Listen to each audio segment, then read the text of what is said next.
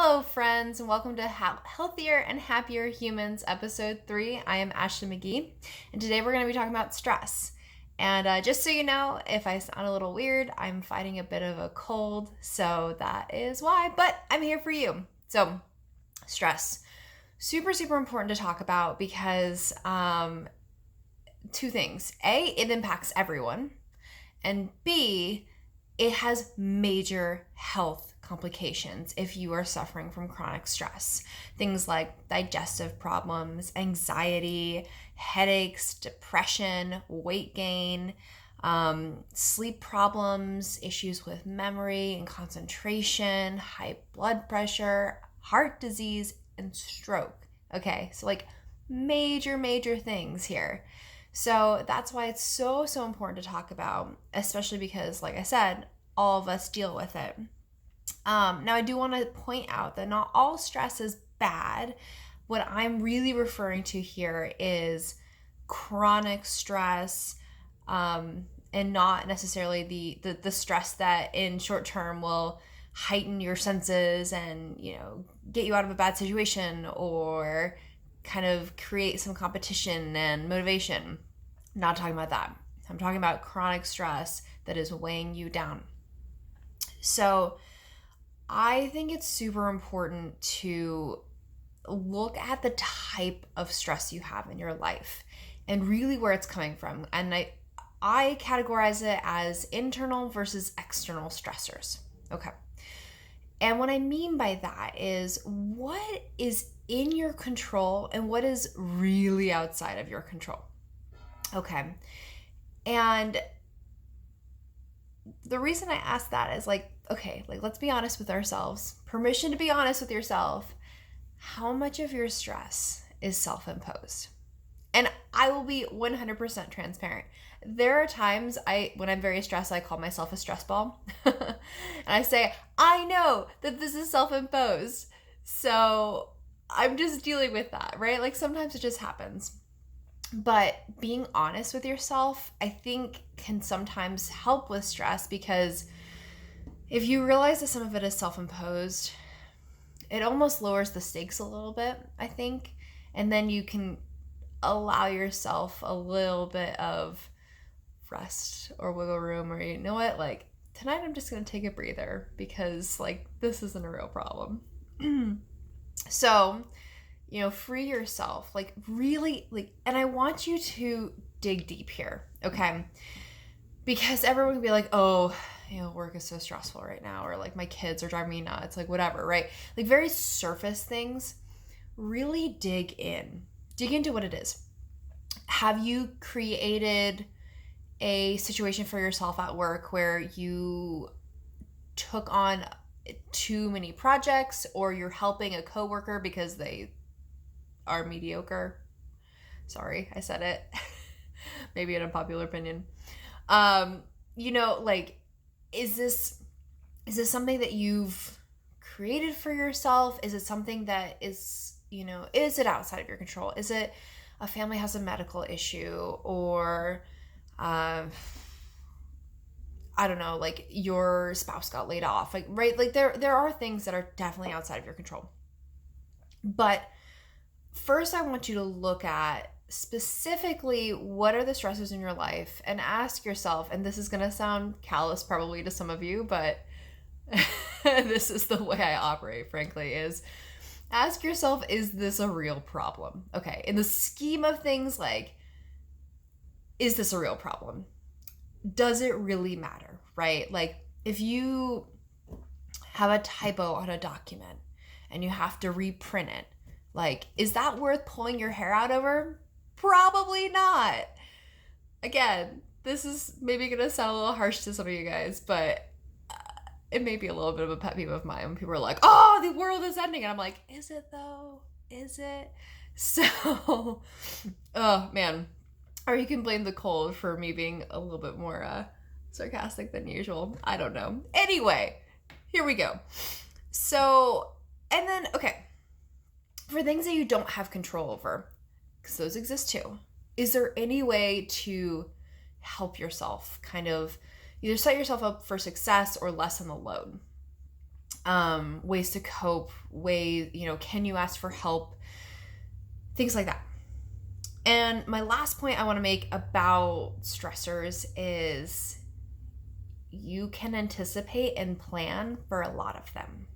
If you know you're going into a busy season at work, plan for that and be like, okay, I know that work is going to be a little bit more stressful in this period. So what I'm going to do is set myself up for success here. So maybe it's signing up for a meal delivery service during that time so you don't have to worry about cooking. It takes one thing off your plate, right? Try to see how much you can do that. For example, I am a master's student right now. I'm writing my thesis, and I have planned my timeline to get it done super early because I'm also going to be dealing with a military move. And for any of you that either in the military or spouses or grew up in a military family, you know military moves are a pain in the... I'm just saying. So I know that that's going to be something that's going to make me more stressed out. The last thing I want to be worried about at the same time is finishing my thesis. So I'm like a month ahead of schedule because I know that that's going to set me up for the best situation for when I am stressed for this other thing. Now, to be fair with that, I've created a really aggressive writing schedule for my thesis, and then sometimes have been a little bit of a stress ball. But then that's a moment where I say, okay, this is self-imposed. I've created a really aggressive schedule for myself. I'm feeling really stressed. Let's take a breather. So that leads me into some tips I have, and some tips actually from the American Heart Association have about coping with stress. So let's start with their tips and see what they have to say. So first, I love this, laugh. Watch a funny movie, hang out with your funniest friend, go into a YouTube rabbit hole. If you've never watched Epic Rap Battles of History, those are some personal favorites of mine. But I love this because it's so simple, but it can be so powerful. Your brain and your body really respond to the cues you give it and what you tell it to do, basically. So if you laugh, you're telling your brain and your body, it's okay. Things are okay. Make a list. So this is another thing that I absolutely use in my life. I have a checklist right here, right? So when you're feeling overwhelmed, especially like the stress is from overwhelm because you have so many things to do, write down a list. And after you write down that list, prioritize it and be like, okay, what needs to actually get done today? This work thing? Okay, sure. Organizing your closet? Maybe not. So when you can list out the activities you want to get done and then prioritize them, you're able to see, okay, bite-sized chunks. I can do this. Just take it one step at a time, and then you get the additional satisfaction of being able to check things off the list. I don't know about you. I'm a big, I like completion, so I like being able to check things off. Anyway, chat with a friend, hang out with a friend. Sometimes, and I'm not saying you just rant and unload because that's not necessarily fair to that friend, but maybe you need to grab a cup of coffee with someone that you haven't caught up with in a while and just kind of spend an hour decompressing and being in the moment with that person. It can help not only take your mind off of things, but we are social creatures. And I know the introverts out there are like, I'm not. Yes, you are. You just do it differently. Introverts still have friends. So we can get rejuvenated by talking to our friends, talking to the people closest to us, and just filling that cup. Move. Oh my gosh, I love this one. I use this so much. If you are stressed out, if you are emotionally coping with something and you're like, blah, move. Go for a walk, work out. I promise you, you will feel better afterwards. Now, I want to be careful here because I don't want to be creating workout addictions all over the place as far as something that's unhealthy, right? Like if you're dealing with something emotionally, like please seek help, go see a therapist. Like it's really, really important to still deal with those issues. But with stress, especially, if you have a big presentation coming up, or you're, I don't know, writing your thesis or studying for final exams, and you feel stuck or your brain just doesn't feel like it can take anymore, go work out. It's going to rejuvenate you. And fun fact, your brain actually works better when you exercise. What knowledge today? Okay.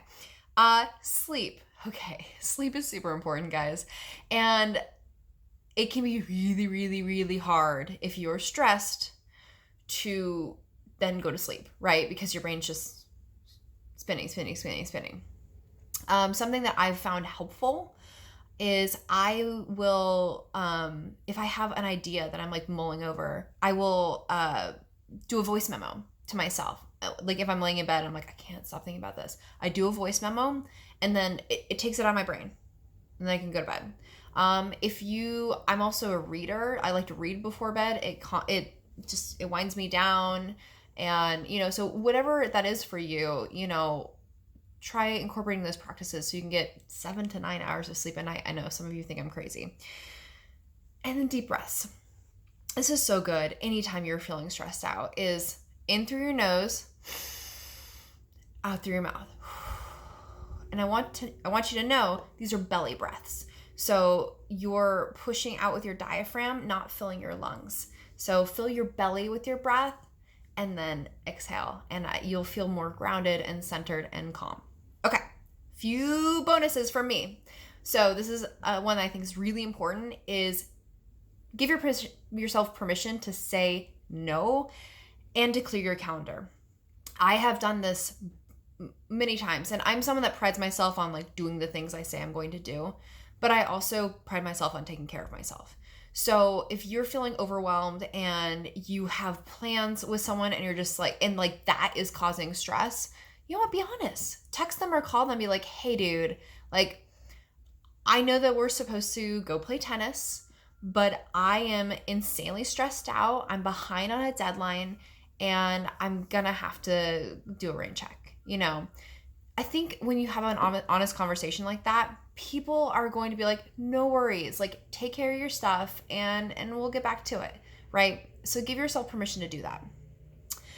Indulge in something that calms you, that makes you feel pampered. So if you have the financial means, go get a massage. Like I said, read a book. Maybe you like cooking, take a bath, whatever it is for you.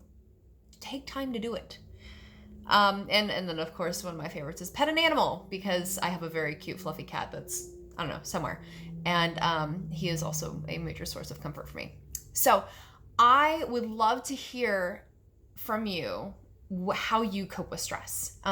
If it's something that I've mentioned, if it's something I haven't, like let me know, because this is all part of this community, right? Like we all get better by building up each other and learning from each other. So let me know how you cope with stress.